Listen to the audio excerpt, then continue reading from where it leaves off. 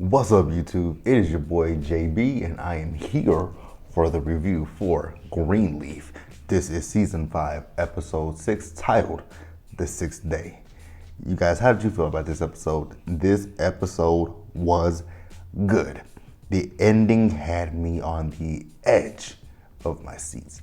But you guys, without further ado, let's go ahead and just jump into this review. I don't even care how long this video is. It was good. All right, you guys, so I'm going to start this episode up with Clam, Jacob, Zora, and Sophia. So we saw in the beginning of the episode that, well, not at the beginning of the episode, we just saw in this episode that Clam and Jacob were getting ready to take Winky to, the therapist so that they can break the news to him that they were getting a divorce. Clam says that we're just going here just, telling him that, hey, we're getting a divorce. This is not for us to argue about, custody. And, Jacob was like, well, I agree with you, Carissa. I called her by her name, Carissa. But yeah, he was like, I agree with you about that. He says, but I do deserve, shared custody of Winky. She says, you're not getting it. I'm like, damn, you are a evil, spiteful woman. Jesus. So then, let's see. Let's move over to Zora. So Zora is in her cabin, and she has Sophia comes down. So, because Zora is getting ready to do a little audition. So she has her setup kind of like what my setup is, although she doesn't have a ring light, which you guys, the ring light is about to be gone. Well, the ring light will still be here. I just have two lights that are coming, two soft box lights. So two lights that'll be on the side of me. So we'll be in a different setup pretty soon. She's, doing this audition for school. And then, Sophia is setting up the tripod for Zora. And then she gets a message about her flight. And Sophia's like, what flight is this you're talking about? And she's like, I'm going to New York. And she's like, so when you get out there, what are you going to do? Like, where are you going to stay? She's like, I don't know. I'll figure it out when I get there. I'm like, I understand the sentiment of wanting to, break free, get away from your parents. I understand that wholeheartedly, but you might be going about this the wrong way, little girl. Like, New York is not the place that you want to just go and just say, hey, I'm here. Have you not saw the homeless population in New York? Have you not? It's just New York in itself. That place will eat you up and spit you out. So I don't know if you want to do that. So once, Clam and Jacob returns, Sophia goes to talk to them about Zora. And then we do see Jacob and Clam, and they're talking to Zora about going to New York. Clam is telling Zora that she's not going to go to New York. But on the other side, Jacob is very supportive of, Zora going to New York. But, Jacob's like, is that ticket that you got refundable? And she's like, yes. He's like, okay, we're going to cancel that ticket, but we're going to, we're okay with you going to New York, but we just want to make sure that, everything is on the up and up. We want to make sure that you have somewhere to stay, so we're going to call, Clam's cousin that's out there. And she was looking, and I'm just like, she is a grown woman, so you really can't tell her what to do. But instead of trying to tell her what to do, Jacob, I think, is doing the right thing. Like, he's doing the right thing. So then we do see later in the episode that, so Clam and Winky are going to go live with, her parents. So, we see her, she's packing their stuff up, and, it's, she's just sitting there looking dumbstruck, and Jacob asks her, is everything okay? She's like, yeah. She said, it's so funny because, hearing you say we, it just made me think. He said, when did I say we? She said, when we were with Zora. She says, it's so crazy. We had to break up in order for you to be the husband that I thought that you would be when we met.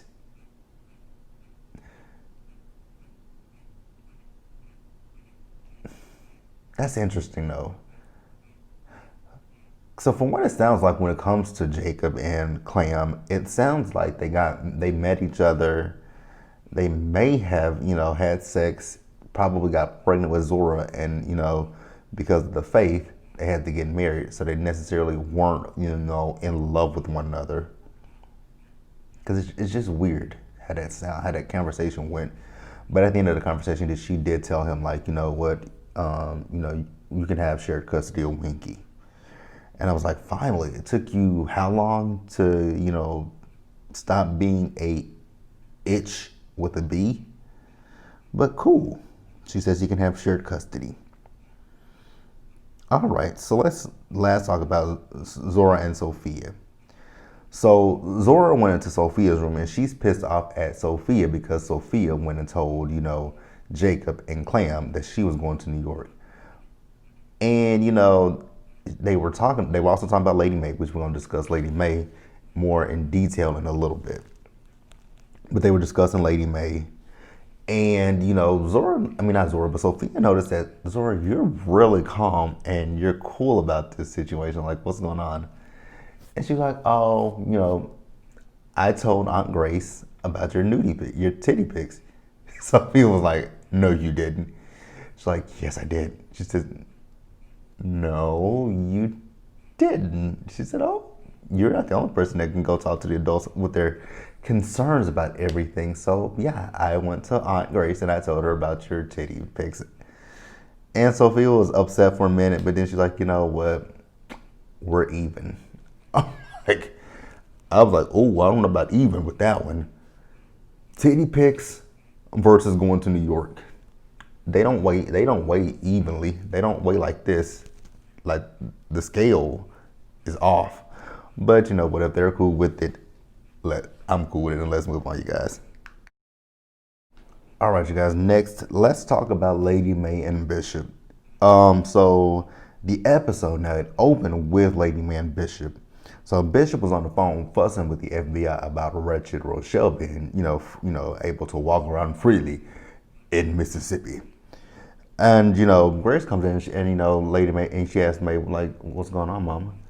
And she says, oh, your father is on the phone with the FBI trying to figure out why Rochelle LaCrosse is able to walk freely in the streets of Memphis like she owns the place. And, like I said, Bishop is going on the FBI and he gets off the phone and Grace is like, what's going on? What's up?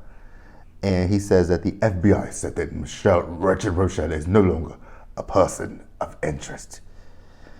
And then, Mae says, well, James, you remember your appointment that you have to get to. He says, forget about the appointment, Mae. That woman is out. And I don't feel safe with her being out. Which I wouldn't either. She's a nightmare. So, Lady Mae says, well, Tara is coming over. And, she says that she knew nothing about Wretched Rochelle being around. And, not Grace, but Bishop does not believe that. And part of me doesn't believe it either.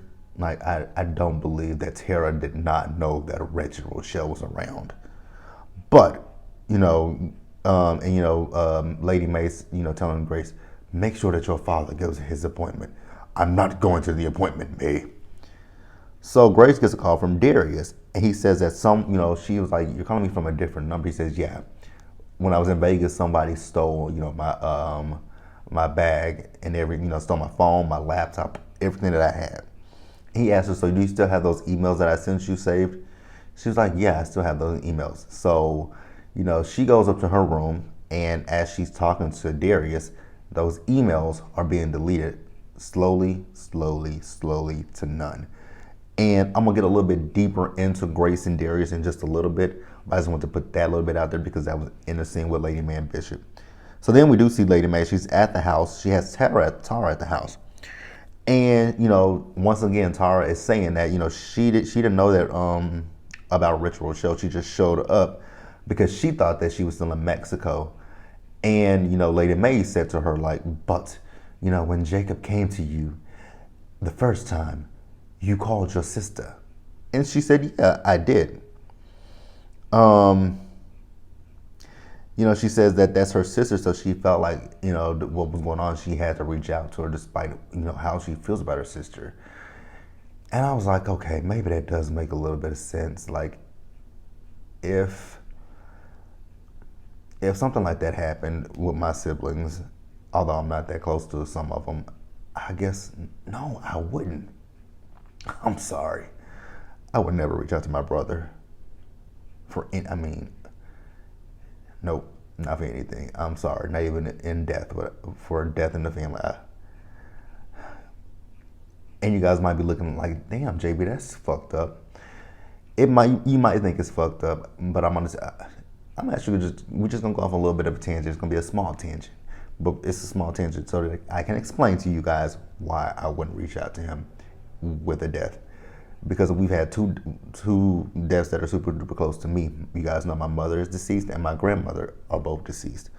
So when I reached out to my maternal brother, my biological brother. So my mom that is deceased she was my aunt, and I think a lot of you guys know that. But to just go a little bit deeper, when my grandmother passed away and when my mom passed away, and I reached out to my brother and my biological mother, neither one of them returned a message to me.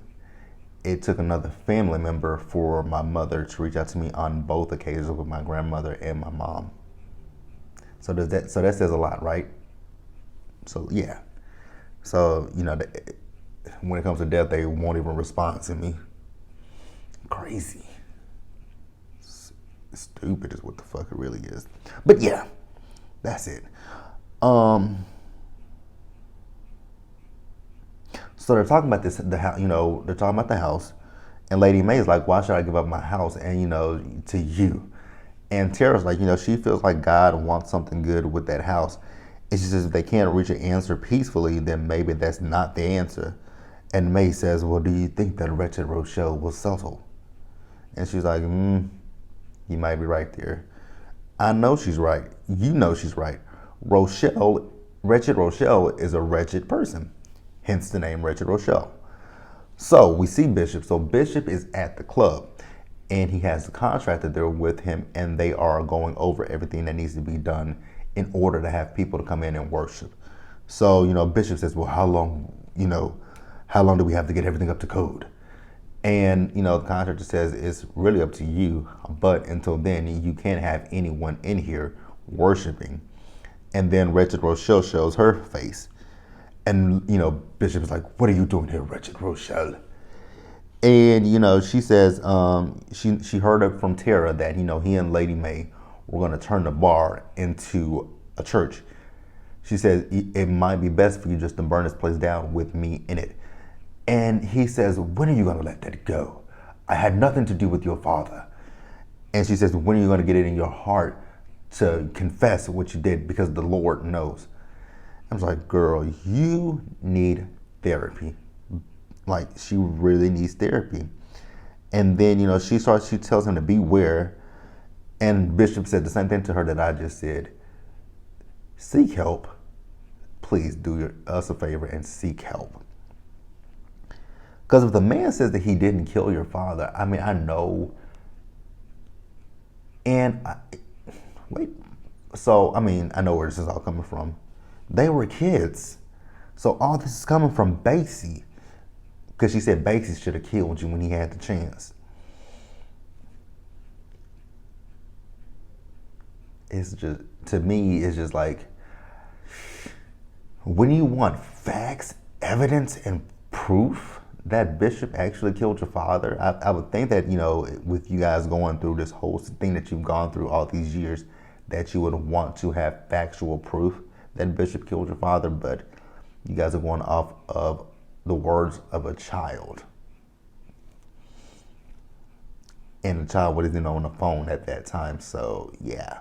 So then Bishop returns back to Lady Mae. He tells her that they are not giving those con artists their house. He says, Wretched Rochelle came to the club and she threatened me like he said some kind of gangster. And then Mae says, "Well, I had a reasonable conversation with Tara, and she holds very few illusions about who her sister is." Well, shouldn't everybody? Basie didn't hold any illusions about who Rochelle was, but whatever. So Lady Mae is troubled about the fact of the first will. And Bishop is like, "Well, Miss Davis gave the house to us, Mae." And she says, "Yes, but what about the first will, James?" He says, I find it hard to believe that Mrs. Davis, a white woman, would give her house to Daryl James. And Mae was like, well, why would she give it to us, James? She never came to our church, which is actually a really good question. She says, you didn't know anything about this woman until Mac told you to go talk to her. So why are we so different? And I actually 100%, I understood what Lady Mae was saying. It's interesting on both accounts. It's interesting, the fact that, Daryl James had the first will, but this is a white woman. And then if you think about what Noah said in last week's episode, her caretaker was a white person, and he would always talk about the Negro. So it would make you, it would lead you to know. Well, it wouldn't lead you to believe. You can deduce, like you can put that together that they were racist. Like you can put that together, they were racist for real. Because Negro, yeah, they were racist. So it just kind of begs the question, what did Gerald James have to do? What was his part in this, and what was Mac's part in it? Like, what did they do to get the will with the house? So it's a lot of questions, and I get where Mae is coming from. I definitely get where Lady Mae is coming from. So I understand it. Now Bishop, I think when he told Lady about, Lady Mae coming at him with all her holiness, she might want to look in the mirror, because you judging everybody. You coming down hard on Jacob, because actually Jacob came in the room and he told them that, Clam and Winky were getting ready to leave. And he just wanted it to be some sense of normalcy. And Lady Mae was like, the next time you get married, makes, what did she say? I have it in the notes. Mae tells him, marry someone he loves and be faithful. And that'll be some sense of normalcy. And like I said, Bishop read her, but it was, I hate to say it, it was well-deserved. It was kind of well-deserved, because Lady Mae is, she's always coming down. She came down on Bishop about his affair with Mavis. Now that is fucked up. You slept with her sister. But she's coming down on Jacob so hard, but you're no different than Jacob. Jacob may have had multiple affairs, but you still had an affair. Like Lady Mae and Clam. I'm not diminishing what Bishop and what Jacob have done, but from what we know about both Bishop and Jacob, to our knowledge, never gave Clam a STD. And Bishop didn't have any outside children on Lady Mae. And I'm not judging, by no means. I'm not judging. Cheating is cheating, no matter if it's a man or a woman. So I'm not putting any judgment on anyone particular. I'm just stating the fact that, yes, Bishop cheated with Mavis, we don't know how many times, and Jacob cheated on Carissa, we don't know how many times, umpteen times. But you guys also cheated as well, and you guys actually one-upped them, to be quite honest with you. Mae, you had Grace. Clam, you had chlamydia. I'm just saying. Again, no judgment. No judgment. Cheating is what? Cheating. So, as Clam and Winky are leaving, that's when Lady Mae decided to tell the whole entire family her secret about having an affair with Lionel Jeffries and conceiving Grace. And everybody, with the exception of Grace and Bishop, they faces cracked like Humpty Dumpty.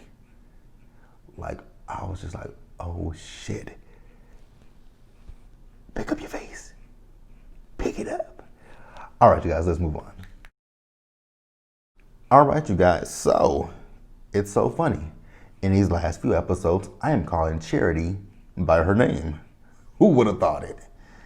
So we see Charity. Charity is getting ready to leave the house. I don't know where the hell she was going, but she was going somewhere. And as she gets to the gate, who's there? Yusuf is there.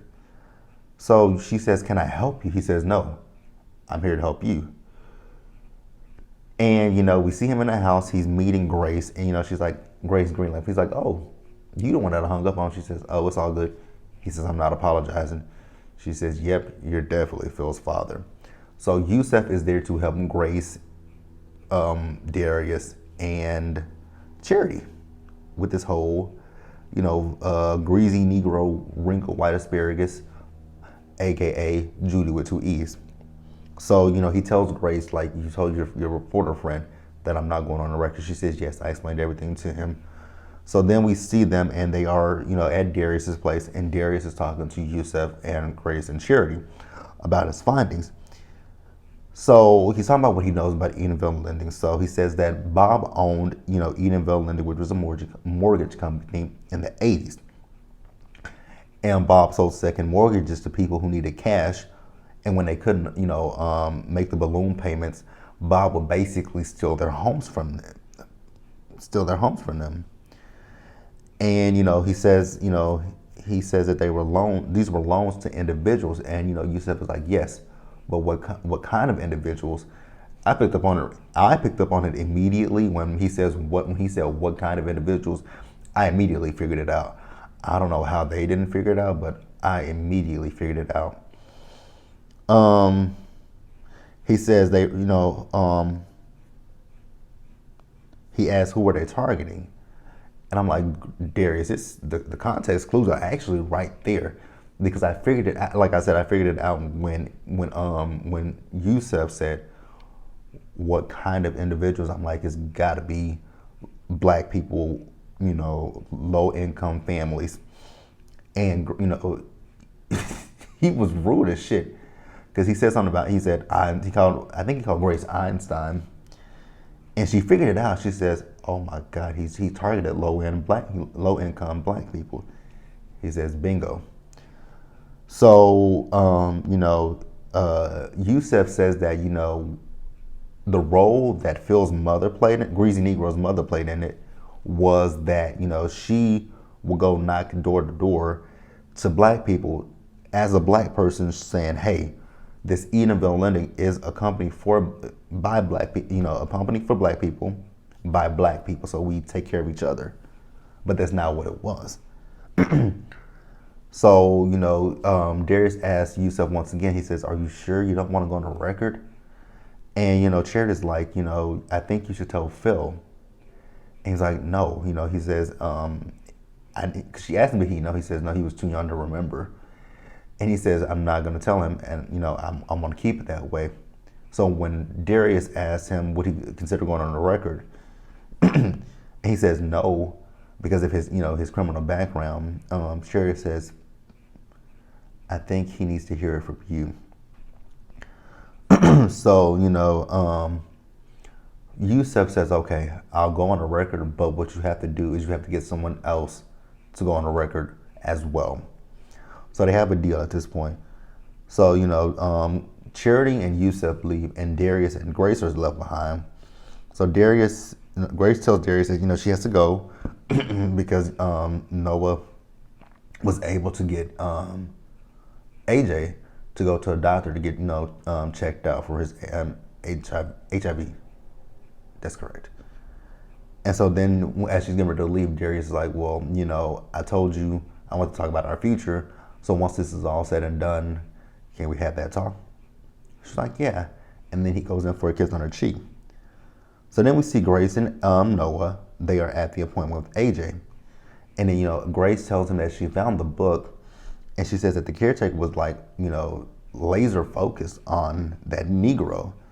And she says without speaking to the caretaker, they really don't know if the Negro was Daryl James or not. And why he was there. So, Noah says, well, you know what? I'll speak to some of the neighbors and see if I can get his name. And that's even if the man is still alive.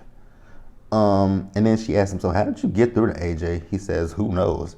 He says, maybe it was, your Bishop with that car, because, when we got back home, he showed my mom, what the car looks like. He was looking around to see what kind of places he could go for storage so he could build this car. So it could have been that.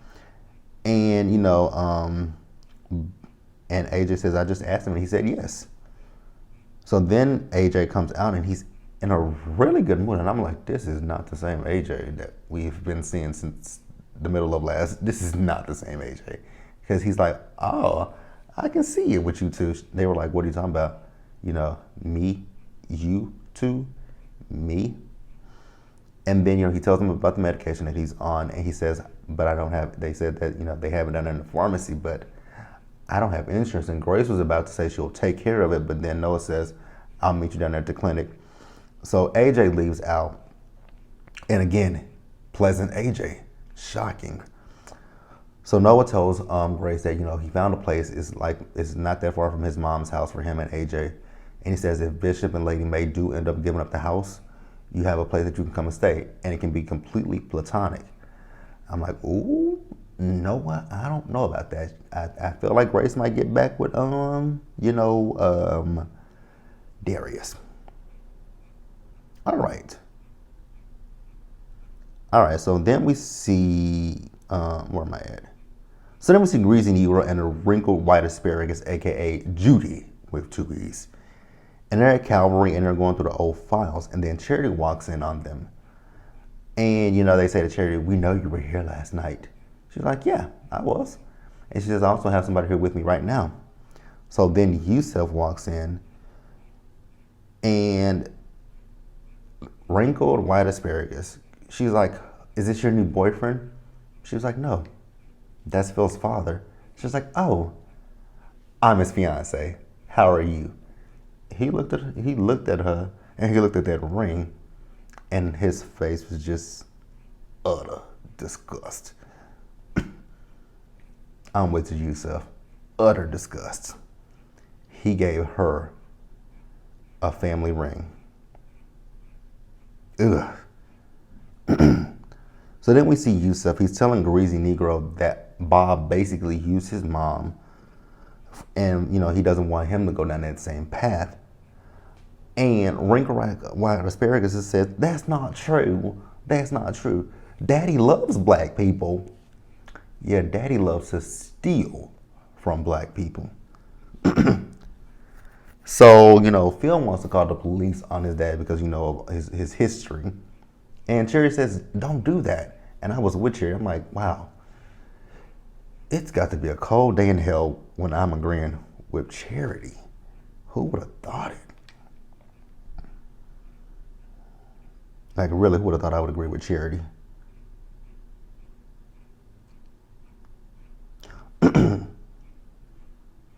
So, yeah.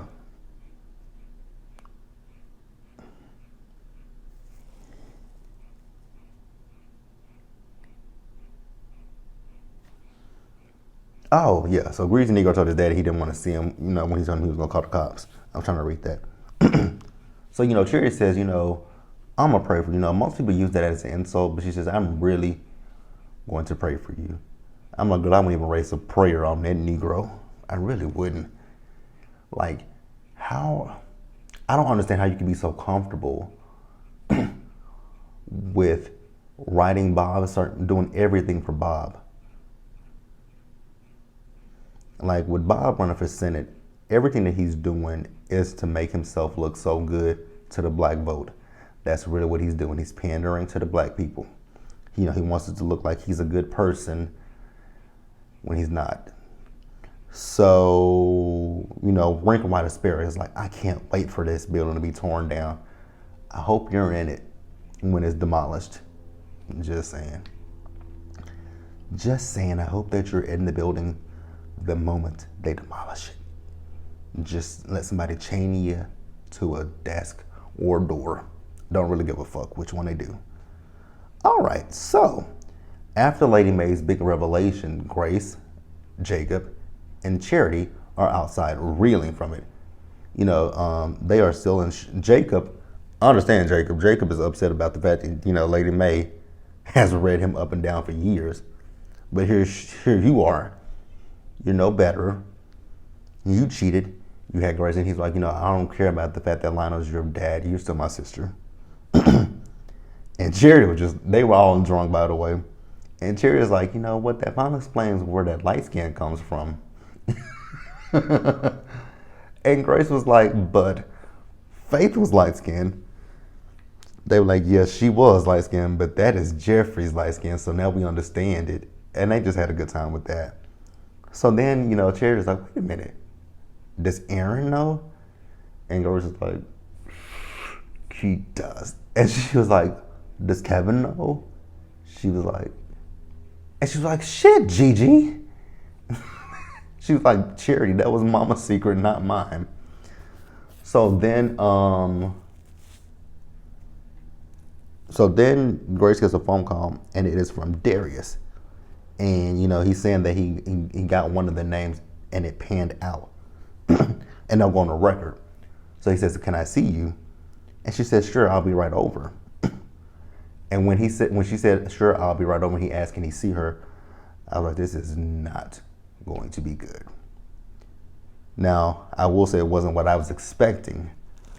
Because I was expecting when Grace got to the house, because she got to the house, it was dark.